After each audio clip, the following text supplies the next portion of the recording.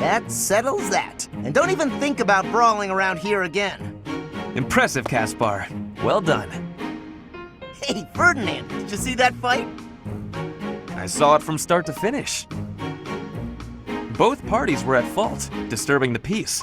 Then you stepped in and corrected their behavior. You are setting a good example. I am proud to call you my fellow noble. Your fellow noble? I wasn't even thinking about nobility. That had nothing to do with it. Excuse me, nothing? Resolving conflicts among common folk is a duty of the nobles. Is that not what you were doing? I guess so. But it was more like instinct or something. I saw people acting out of line and I had to step in. Ah, you were acting on impulse. You might be better served following moral convictions rather than instincts. Take me, for example. I always bear in mind that I am a noble and behave accordingly. The fortunate must help the unfortunate. That is my guiding principle. I never have any idea what you're talking about. If someone's in trouble, you gotta help them out. Simple as that. A difference of opinion, you might say.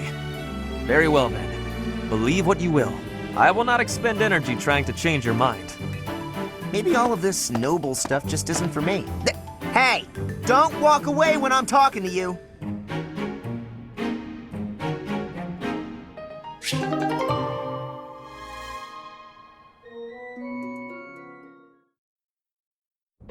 Caspar, I have been waiting.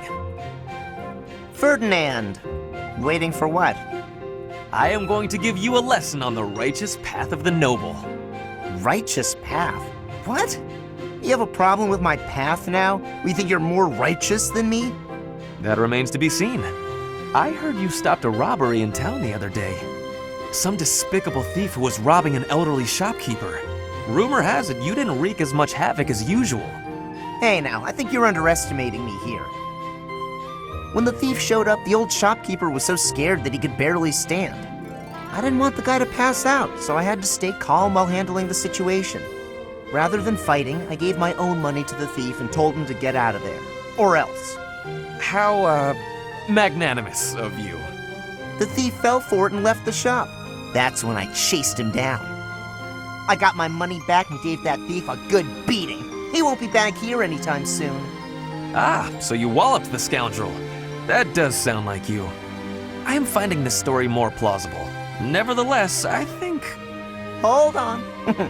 Now it's your turn. I heard a very interesting story about you recently. My turn, eh? Let's hear this story then. The way I heard it, you punched a foreign soldier right in the middle of town. Stop. I know what you are getting at. But you have the wrong idea. Let's hear your version then. I had been browsing for weapons at a rundown stall. Suddenly, a man seized the stall's owner and started dragging him away. Someone with a less generous spirit might say the peddler had it coming. His wares were quite inferior after all.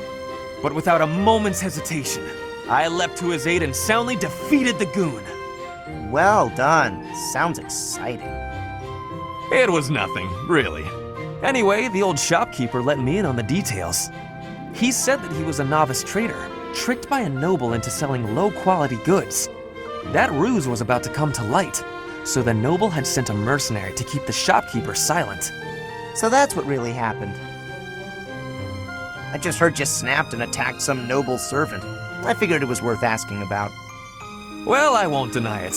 I forgot my rank for a moment and let my instincts take over. Is there something wrong with that? It sounds a little like something I would do. And your, gentle approach to handling that robbery. That sounds like something I might do. You were not overcome by your impulses. You kept a cool head, for the most part. I think we're starting to rub off on each other. Always looking for a way to defend justice and to lift each other up. Partners in justice, eh? Well now, that I can agree to.